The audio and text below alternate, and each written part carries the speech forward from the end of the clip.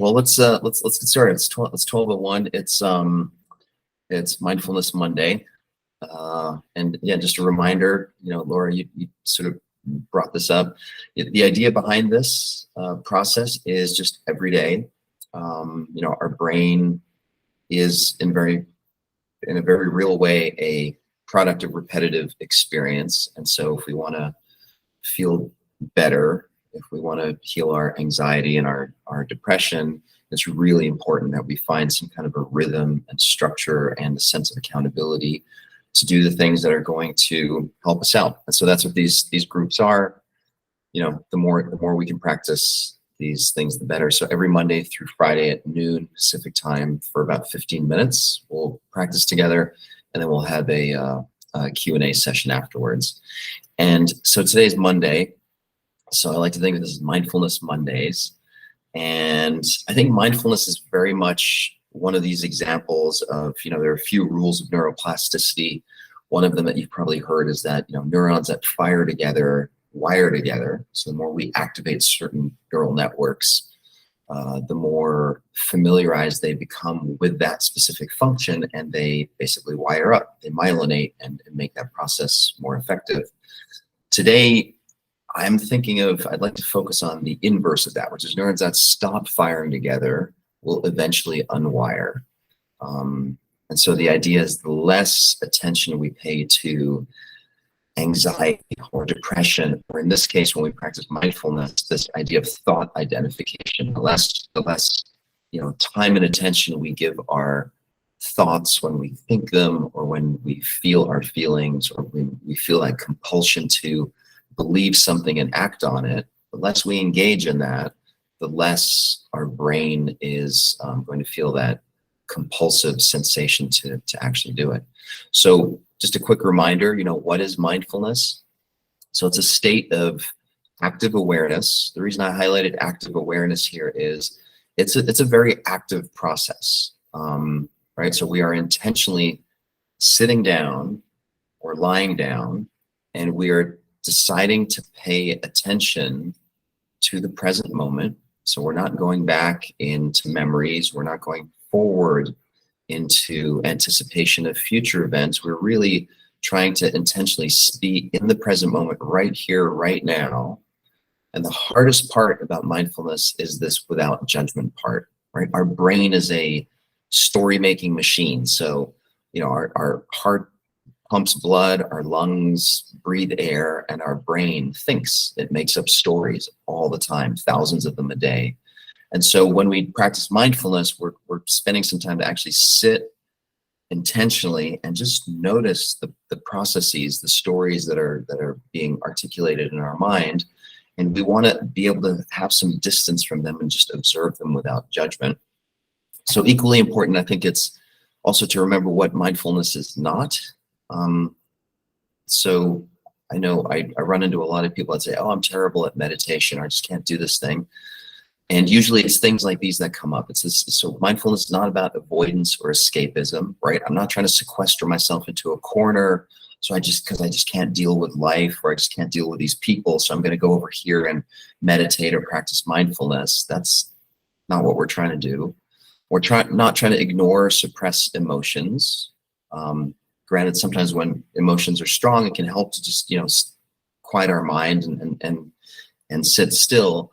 But we're not actually trying to sort of push anything away. If anything, we're trying to open ourselves up to what is actually unfolding and in the present moment. We're definitely not trying to empty our mind of thought.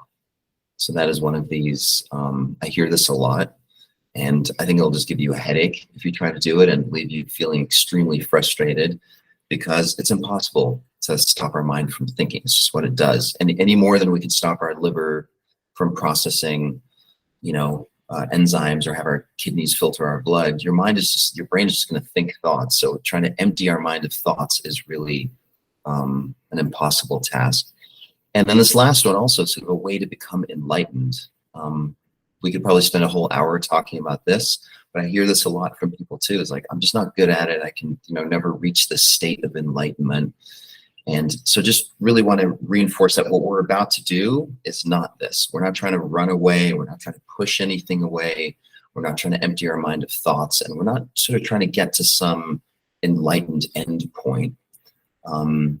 So if anything, just some basic instructions here, then we'll actually do this. So first and foremost, just sit still. That's kind of key. It's just to become quiet and sit still, stop moving around. And then just bring your attention inward and observe your mind. So in many ways, that's, just taking a step back and saying, well, what is actually happening within me in this moment? And you'll notice this natural tendency that we all have to want to engage with the content of our thoughts, feelings, and sensations. Right? So all we're trying to do in these next few minutes when I walk you through this guided meditation is just sit still, bring your attention inward. I just want you to notice this propensity that our mind has, which is as it's remembering things in the past or anticipating things in the future, there's this stickiness to those thoughts and those sensations and those feelings. There's this natural propensity for us to go there and engage with it and see if today, just for a few minutes, you can just kind of hang back and just watch it, maybe even smile at it and say, oh, there's me doing my thing. Okay, so let's actually do that. Go ahead and close your eyes. And just take a moment, put your feet flat on the ground, and notice contact of your feet with the ground. And right here, right now, you are sitting in a chair or you're sitting on the ground. And in many ways, it's extremely simple. What's happening right now is we are just sitting, bringing our attention inward and noticing our contact with the ground through our feet and then up our legs, through our sit bones, because some of you are sitting in chairs, others might be sitting on the ground. It doesn't really matter. But right here, right now, things are very, very simple. We're just sitting quietly. See if you can lengthen your spine a little bit. So this is the active part of the meditative process. Like we're not slouching. We're not just kind of hanging out. We're very intentional about this. And I like to imagine a thread that's coming out of the top of my head and gently pulling the top of my head towards the sky. So this is a very active and alert process. Now bring your attention inward and notice your breath. I should say notice the breath, because it's just your body breathing.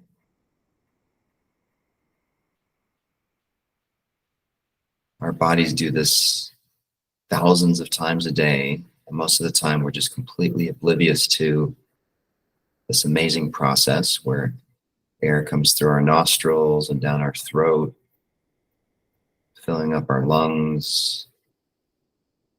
Our belly expands, our chest expands. And as we exhale, the whole process reverses. See if you can drop into a state of simply noticing your body breathing.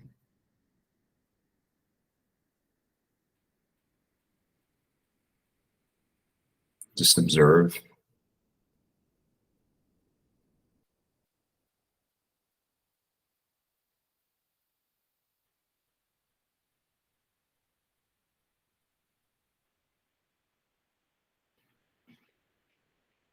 And see if you can become aware of how there's actually nothing that you need to do to enable this process at all. Your body knows exactly what to do. You're very much your consciousness is almost like a bystander, simply watching this body breathe itself.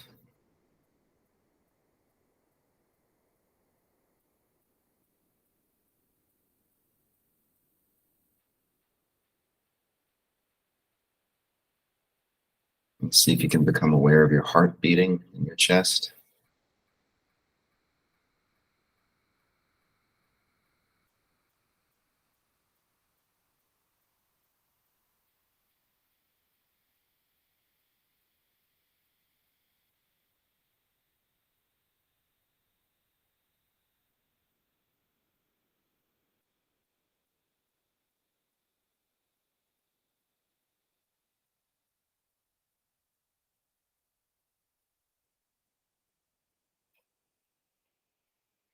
By this point, you may have noticed that your mind has already wandered, maybe to the past, remembering something in the past or thinking about something in the future. And again, just notice that and bring your attention back to the here and now, where all you're doing is sitting and observing your body breathing, your heart beating.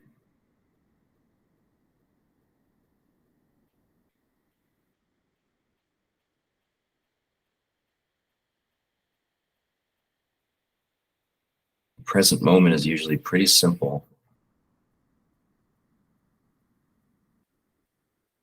Things just get complicated when we get wrapped up in our thoughts and our feelings and our sensations, and we pay so much attention to them instead of just watching them, just letting them be.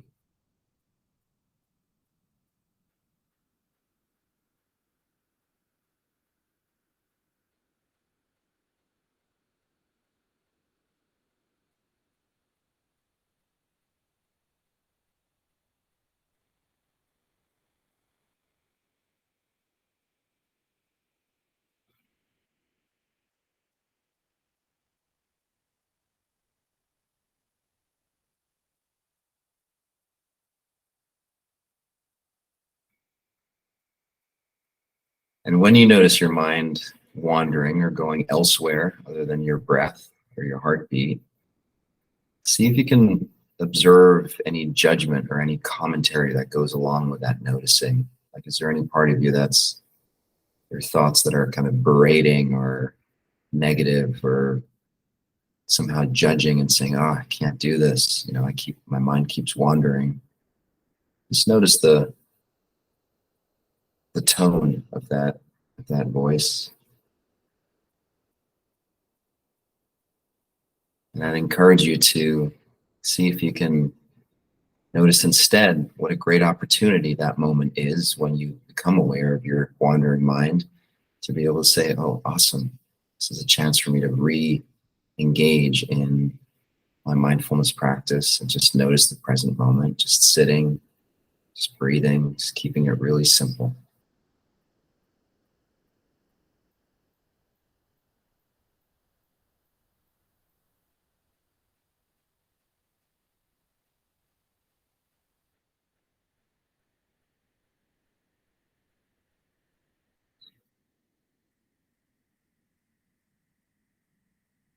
And then go ahead and take a deep breath in, filling up your lungs intentionally now. Exhaling all the way.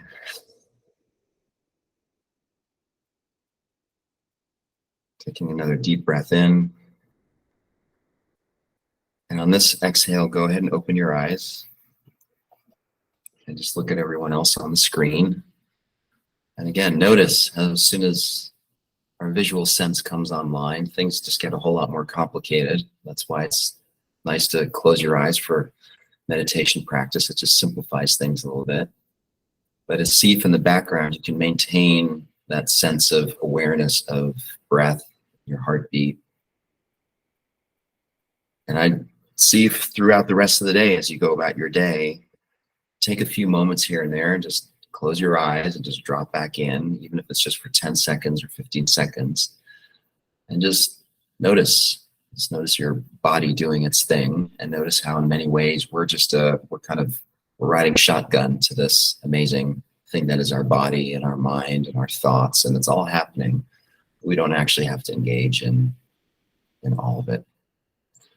So we're a little over. I hope that was helpful. And yeah, if anyone wants to stick around for Q&A, I'll hang out for a bit. Otherwise, see you tomorrow.